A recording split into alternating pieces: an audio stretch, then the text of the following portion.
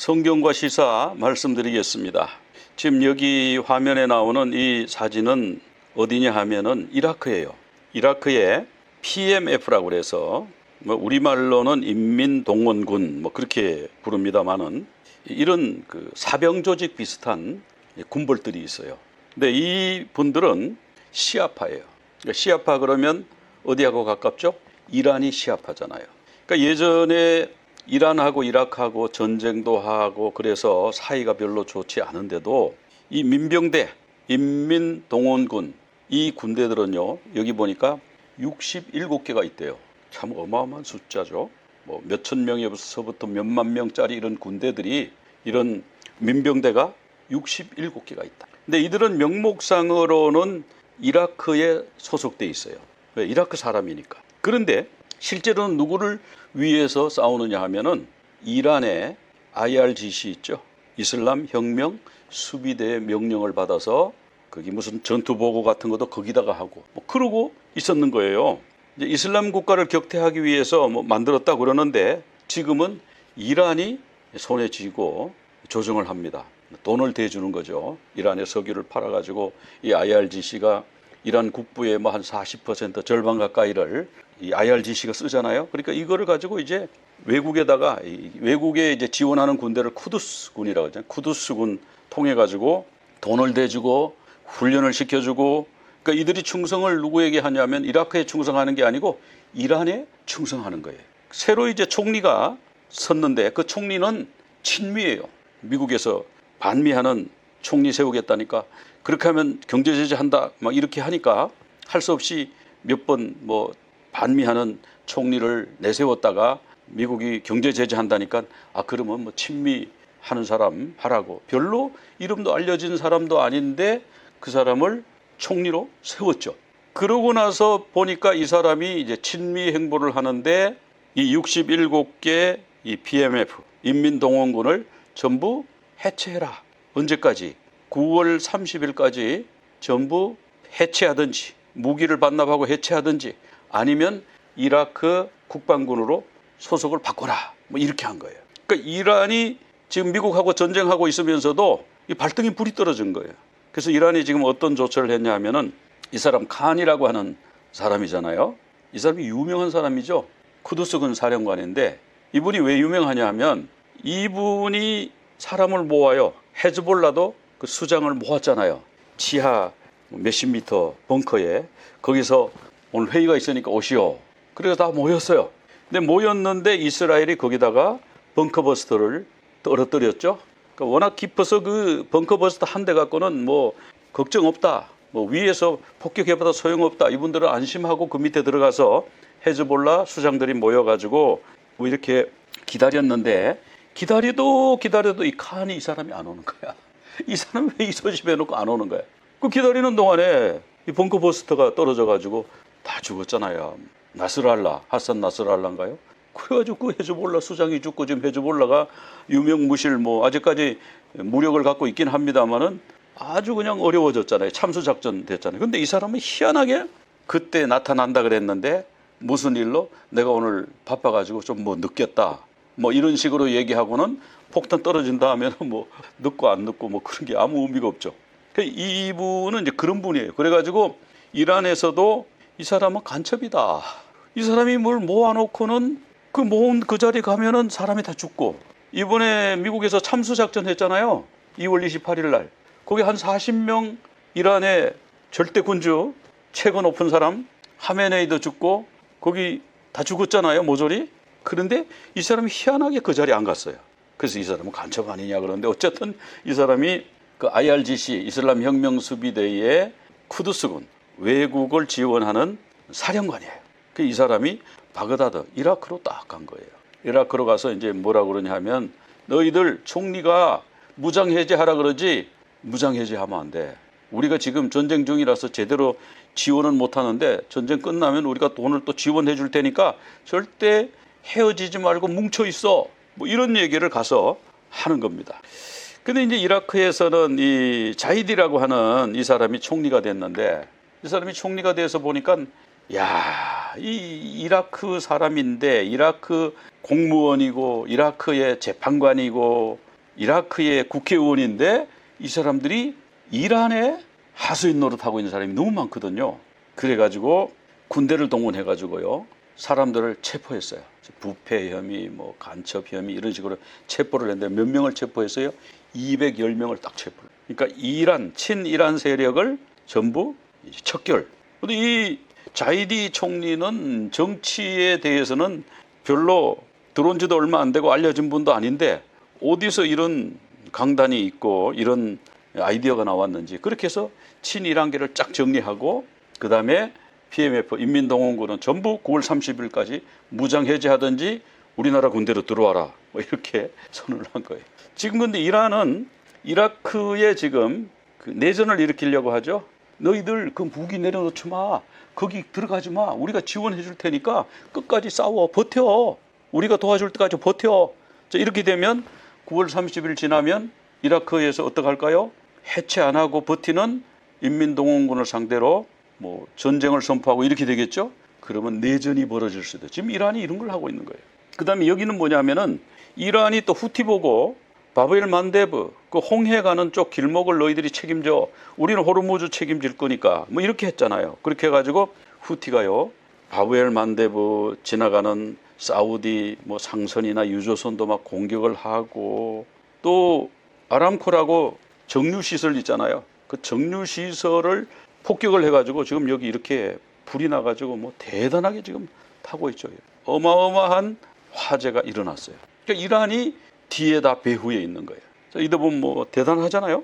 그래서 이런 걸 보면서 야, 이란이 성경에 보면은 마지막 때 곡과 마곡 전쟁에 참여하는 걸로 나오잖아요.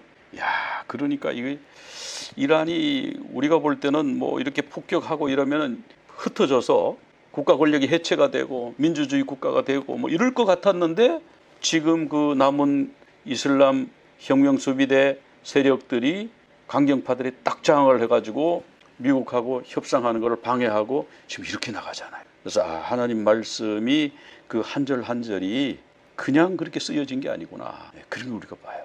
그러면서 야, 정말 성경 말씀대로 이루어지고 있다, 그런 걸 이제 우리가 볼 수가 있고, 또 기도 많이 해야 돼요. 이란 국민들은 이 IRGC하고 바시즘 민병대라고 있죠. 거기서 뭐 거리로 나오면 뭐 총을 쏴서 죽이고 뭐 지금 그거 굉장히 어렵잖아요. 거기에 복음이 들어갈 수 있도록, 전파될 수 있도록 기도하고 그렇게 해야 되겠습니다. 철로역정 우리 살펴보겠습니다. 철로역정 지금 겸손의 골짜기와 아블론과의 결투 여기 살펴보고 있는데, 우리가 지난주에 겸손의 골짜기까지 살펴봤죠. 이제 아볼론 오늘 살펴봅니다. 자, 겸손의 골짜기, 아름다운 집에서 여러 가지 휴식과 또 여러 가지 서고에 들어가서 그 성현들, 믿음의 선진들의 그 믿음의 행적을 공부하고 배우고, 그리고 전신갑주를 다 입고 이제 겸손의 골짜기로 내려가는 거죠. 겸손의 골짜기 바닥에 도착하자마자 용의 날개를 가진 이런 무시무시한 괴물이 등장합니다. 이 이름이 아볼론이다. 아볼론. 우리 지난주에 아볼론 살펴봤습니다. 아볼론이라고 하는 뜻은 파괴자. 계시록 9장 11절에 보면은 무저갱의 사자. 그리고 히브리 말로는 아바돈. 아바돈도 파괴한다는 뜻이고 아볼론도 파괴한다는 뜻이에요. 이게 누굴까요? 사탄이죠. 사탄은 하는 일이 뭐예요? 파괴. 에덴 동산이 얼마나 아름다워요.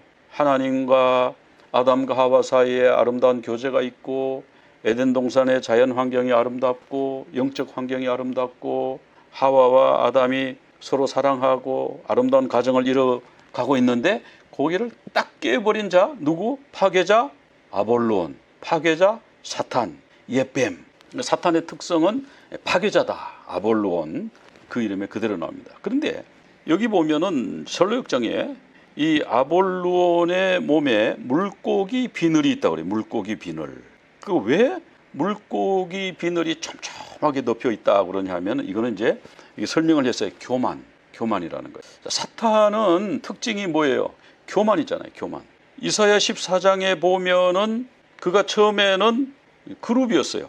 에스겔 28장에 나오죠. 기름 부음을 받고 지키는 그룹. 그룹은 뭐죠? 그룹은 하나님의 영광을 지키는 천사장이죠. 근데 이 그룹이 말이죠, 내가 북극의 지폐산 뭐 그런 데가 있는가 봐요. 쫙 높은 데 앉아가지고 그 천사들과 이런 천상의 존재들 쫙 모아놓고 집회를 하는데 내가 거기서 제일 높은 자리에 앉겠다. 그렇게 선언을 하고 반역을 일으켰다 나오는 거죠. 반역을. 왜?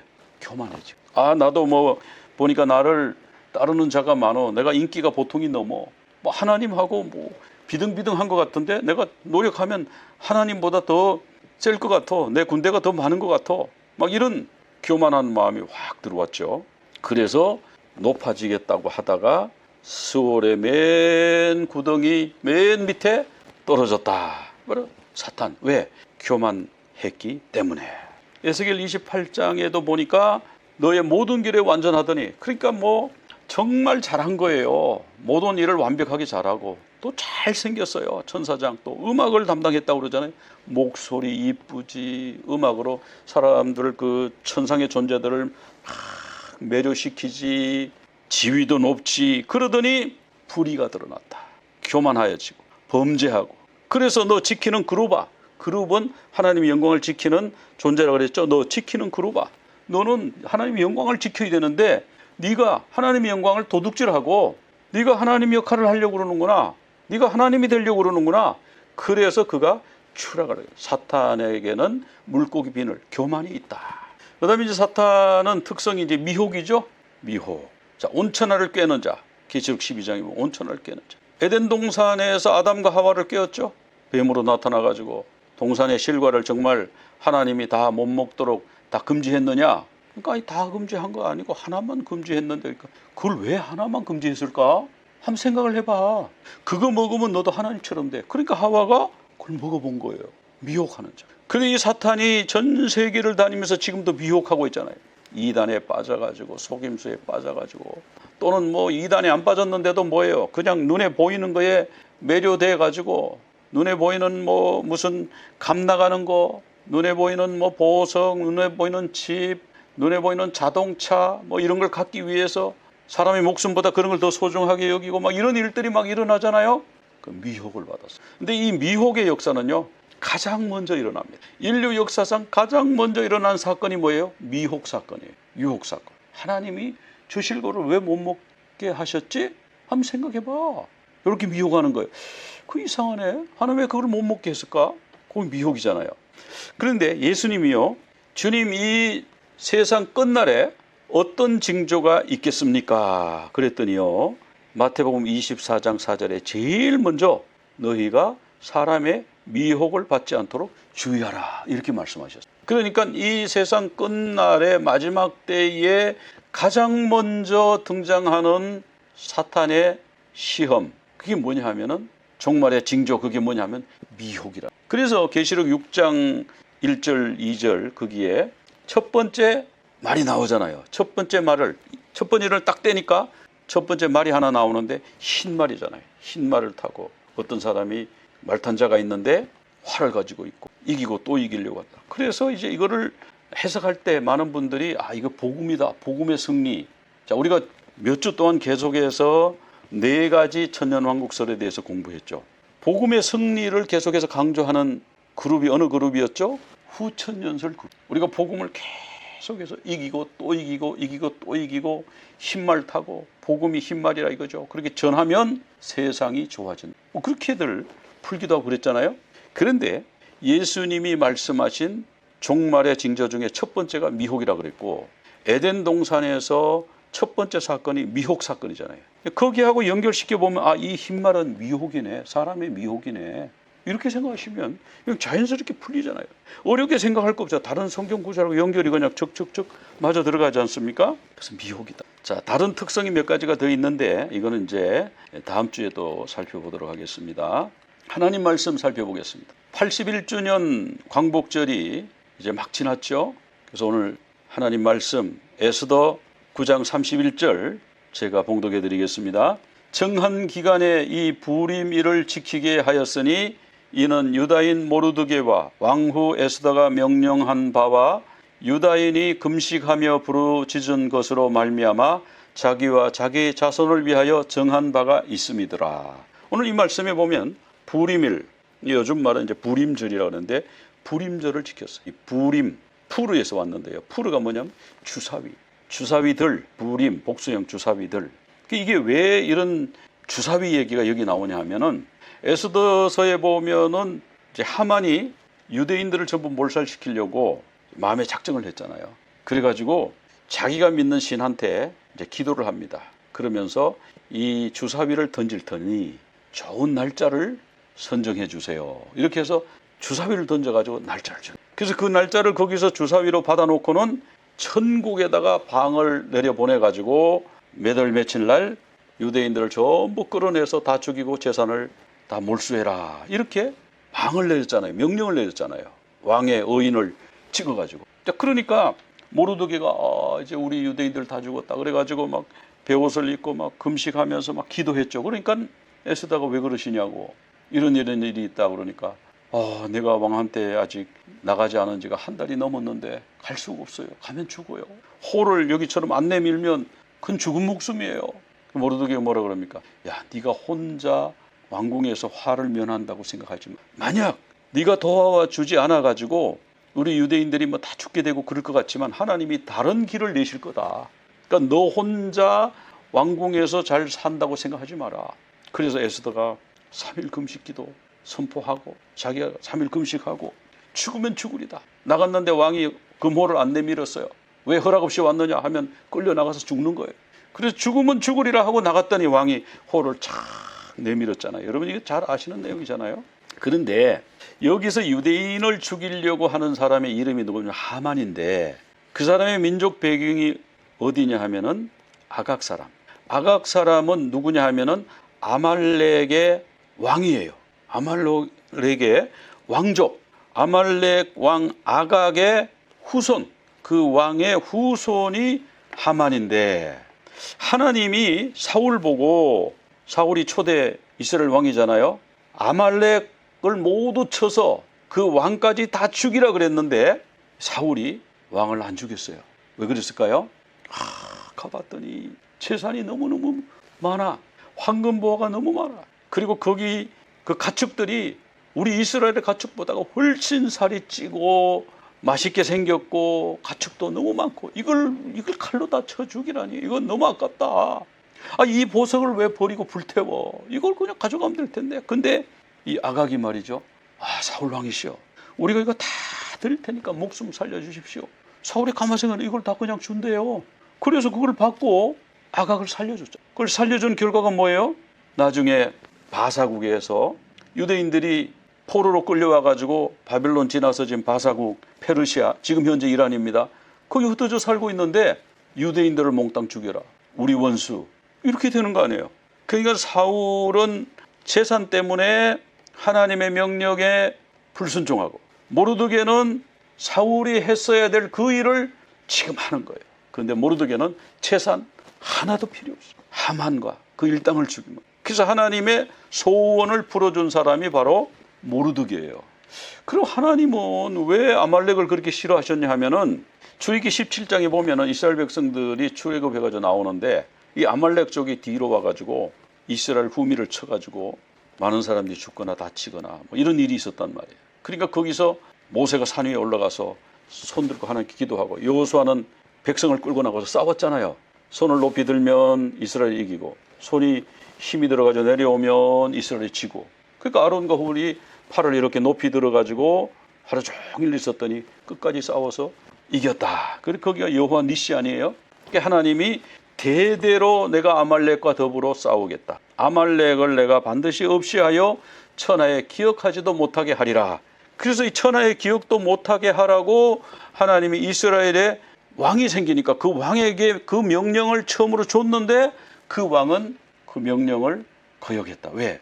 재산 때문에, 자기 욕심 때문에. 그럼 하나님은 왜 아말렉을 이렇게 미워하시는? 아말렉은요 그냥 단순히 어떤 민족이 아니라 하나님을 대적하는 세력의 대표 명사예요.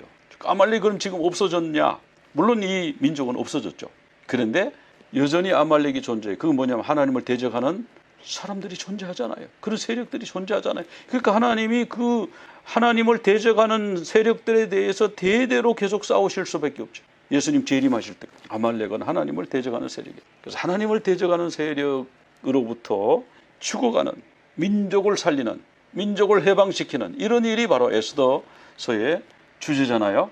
우리가 광복 81주년을 맞아가지고, 자, 우리나라는 그럼 과연 역사가 어떻게 됐나? 지금 우리나라가 진짜 해방이 됐나? 뭐 이런 거 한번 살펴보겠습니다. 이 영국에서 이제 산업혁명을 일으키고, 영국에서 뭐 전 세계로 이제 나갔죠. 스페인도 또 전 세계 나가서 신대륙 발견하고 뭐 이런 일이 있었지 않습니까? 그러면서 이제 19세기 이 무렵에 영국, 뭐 프랑스, 미국 뭐 이런 나라들이 서구의 이 해양 세력이죠.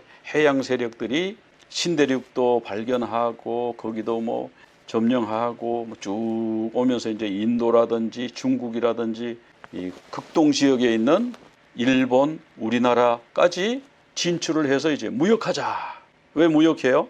자, 산업혁명을 일으켜서 뭐 하다가 보니까 물건이 대량 생산이 되는 거예요. 그럼 이 물건을 갖다가 다른 나라에 팔면 돈이 되잖아요.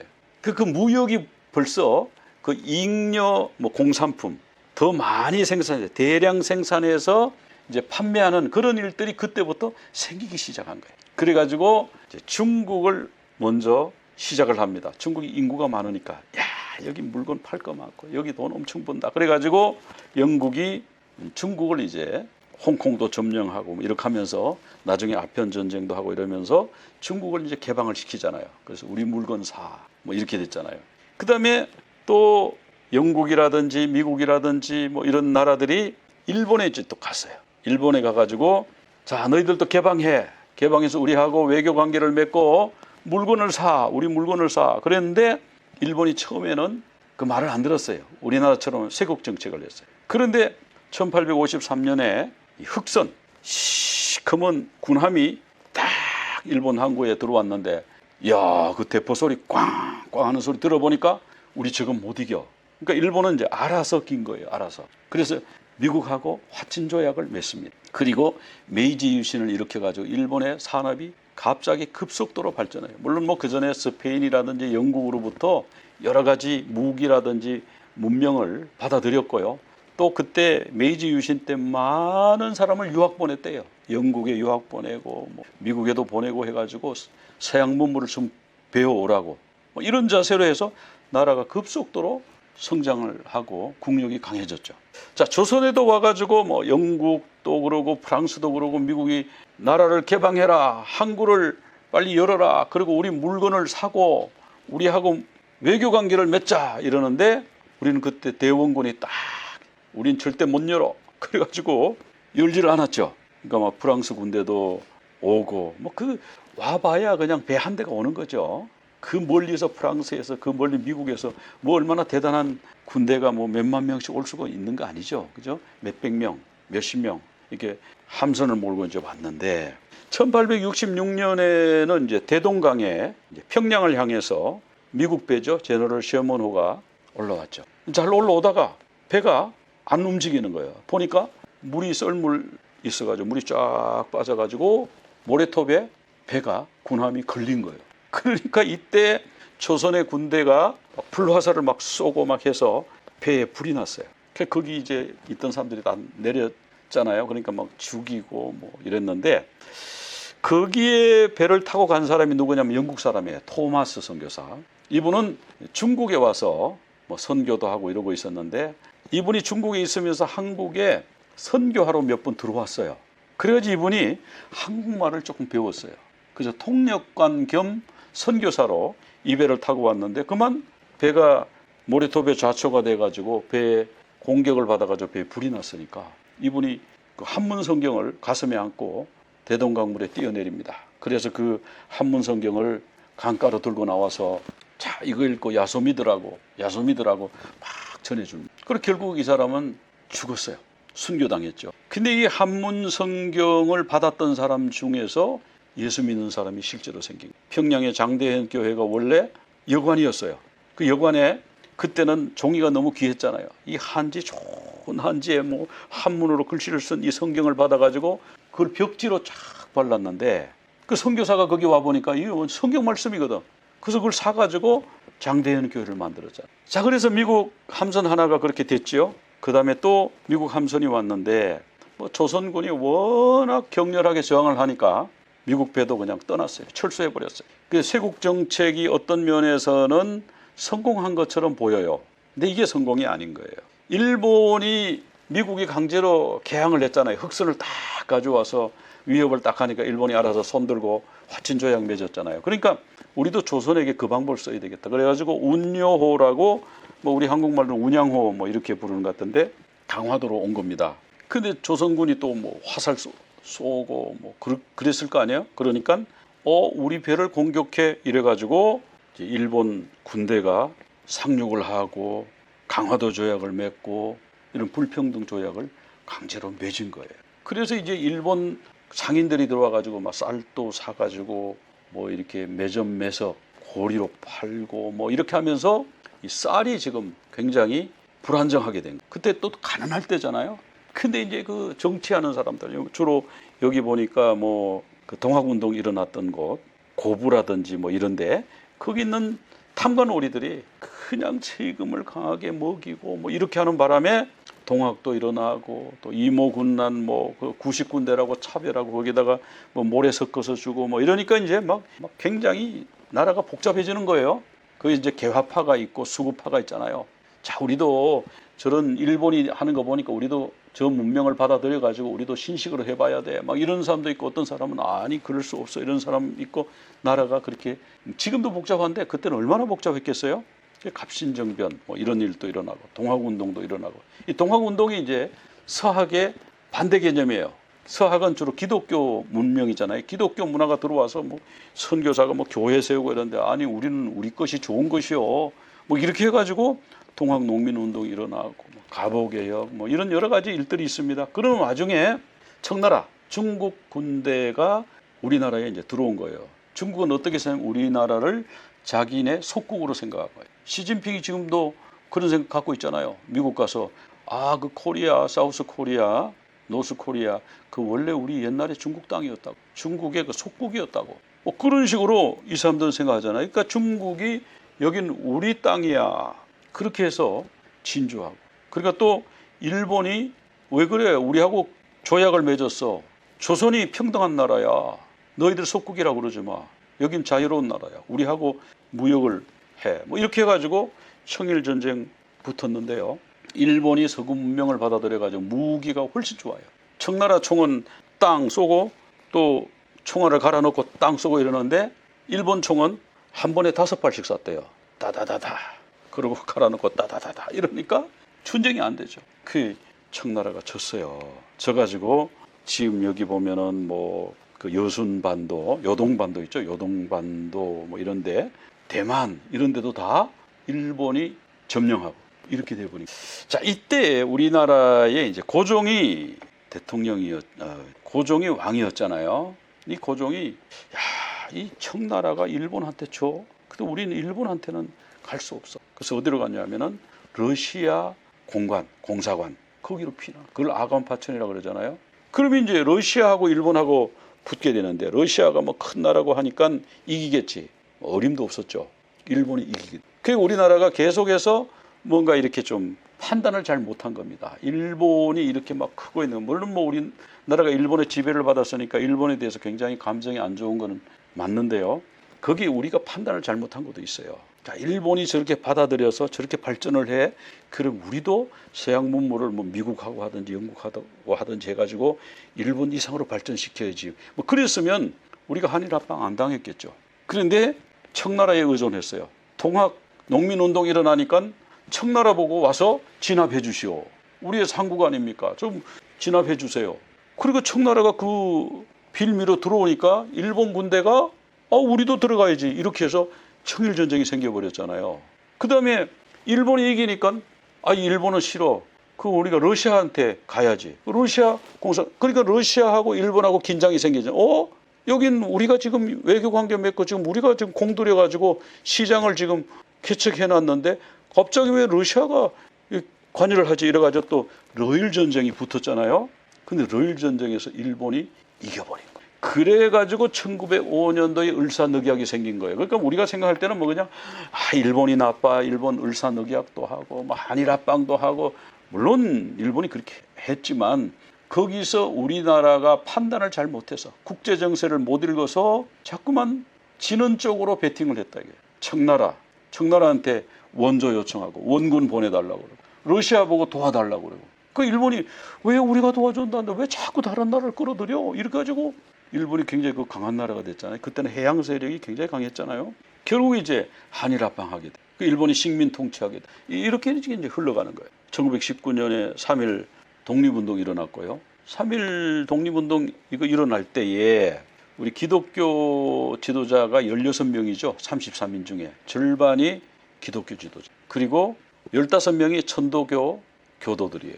불교가 2명이고. 그래서 16명이 이 3.1 독립운동에 이제 서명을 한 사람이다 보니까 독립선언서에 서명을 한 사람들이다 보니까 고종이 죽었는데 고종 장례가 언제냐 하면은 월요일이에요. 근데 장례일 날 독립선언문 낭독하고 뭐 이렇게 하면 그 왕에 대한 불충이잖아요. 그러니까 그 전날 3월 2일 날 주일날 그러니까 일요일 날에 하자. 월요일 날에 고종 장례식이니까 전국에서 이제 고종 장례식 참석하러 온 사람들이 있을 때 우리가 독립선언서를 낭독하자. 이렇게 한 거예요. 그게 3월 2일 주일입니다. 그러니까 16명의 이 기독교 지도자들이 아니 우리는 그날 못 나옵니다. 그날 낭독을 못 해요. 그러니까 왜 못 나오십니까? 우리는 그날 주일날 되면은 각 교회 가가지고 예배를 드려야 돼요. 그래서 우리가 여기 못 나와요. 그러니까 그래요? 그럼 하루 당깁시다. 토요일 날 합시다. 그러면 그래가지고 토요일 날 했는데 그날이 3월 1일이 된 거예요. 그러니까 3월 1일 독립선언문 낭독한 것도요. 이런 역사가 있는 거예요. 그래서 고종이 식혜를 먹고 일본 사람이 고종을 독살했다. 뭐 그런 얘기를 듣고 전국에서 사람들이 지금 모여와가지고 장례 참여하는 행렬들이 이렇게 모였고요. 그때 우리나라의 이제 기독교 인구가 20만 명이라고 그래요. 1600만 명 인구에 20만 명이면 1.5%. 자, 1.5%의 기독교인이요. 독립운동을 주도한 것. 기독교인 16명, 천도교인 15명, 불교인 2명. 그래요. 자, 독립선언문을 낭독하게 된 것도 이게 미국의 영향입니다. 우드로 윌슨 대통령이 전부 전 세계가 이렇게 식민 제국들이 여러 나라를 독립도 안 시켜주고 이렇게 딱 장악해가지고 여러 가지 그 경제적인 부를 다 빨아들이고 이럴 때 이 식민 제국들은 떠나라. 그 약한 나라들이 이제는 민족 자결권을 가지고 있다. 자기네 나라들이 독립하고 자기네 나라들이 다스리고 결정할 그런 권한이 있다. 이 우드로 윌슨이 목사님 아들이잖아요.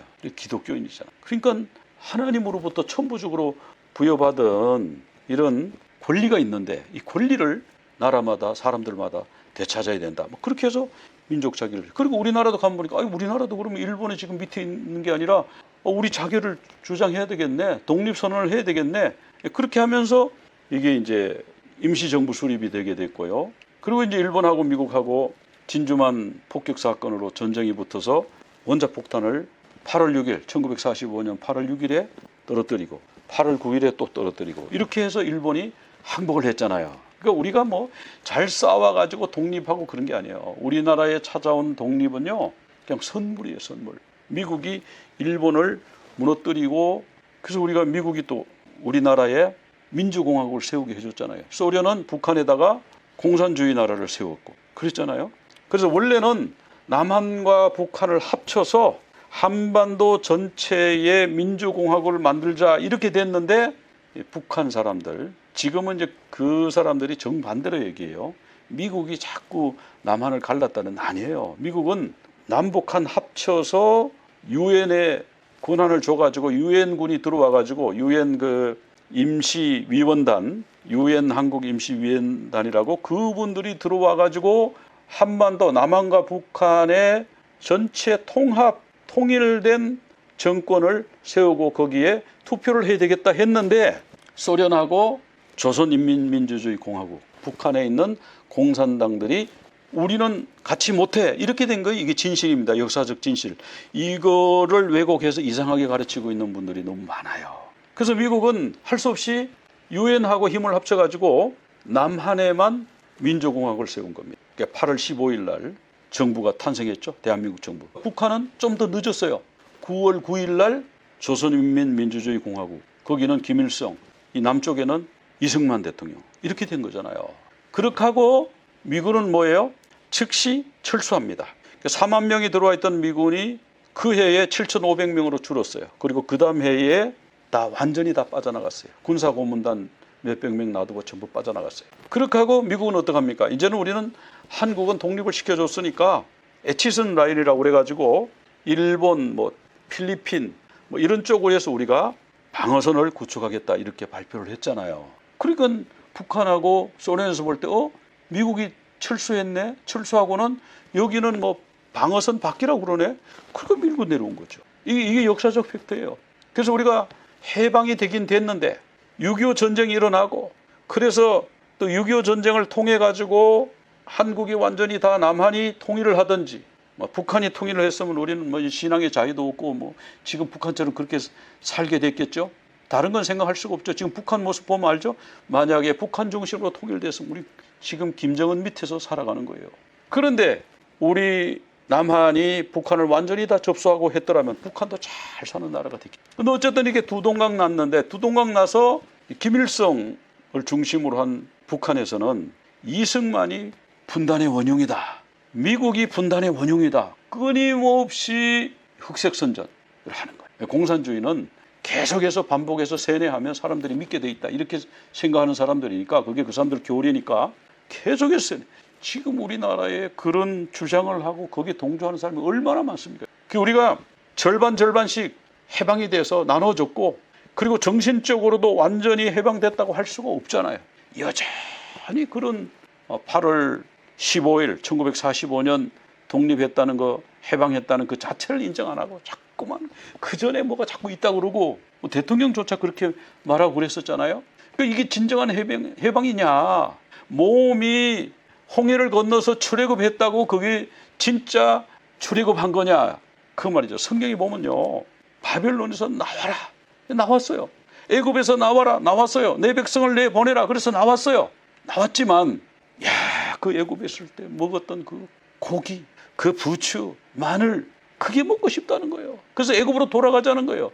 광야가 힘들다는 거예요. 몸은 나왔는데 정신은 안 나왔어요. 우리가 해방은 됐는데 자유는 됐는데 정신적으로는 좀 이상한 거예요. 그래서 우리가 이 진정한 해방을 경험해야 된다. 진정한 해방을 누리는 나라가 돼요. 그래서 우리가 영적으로 우리 자신도 진정으로 바벨론과 애굽으로부터 탈출한 사람들이 돼야 되고 우리나라도 그런 나라가 되도록 다 같이 기도하면서 나라를 사랑하는 그런 여러분 다 되시기를 간절히 축원합니다. 하나님 아버지, 오늘 말씀 통해서 우리나라가 몸은 해방된 것 같은데 정신적으로는 아직 여전히 과거의 사상에 붙잡혀 있는 모습들을 봅니다. 이스라엘이 출애굽했지만 애굽에서 나왔지만 바벨론에서 나왔지만 여전히 바벨론을 그리워하고 여전히 애굽을 그리워했던 것을 봅니다. 주님, 저희들 속에 우리의 정신까지 우리의 영혼까지 진정한 해방이 임하게 도와주시옵시고 이 나라도 진정한 해방이 되도록 우리 주님 도와주시옵소서. 예수 그리스도 이름으로 기도드리옵나이다. 아멘. 다 같이 자리에서 일어나셔서 마라나타 우리 찬양하겠습니다. יברכך אדוני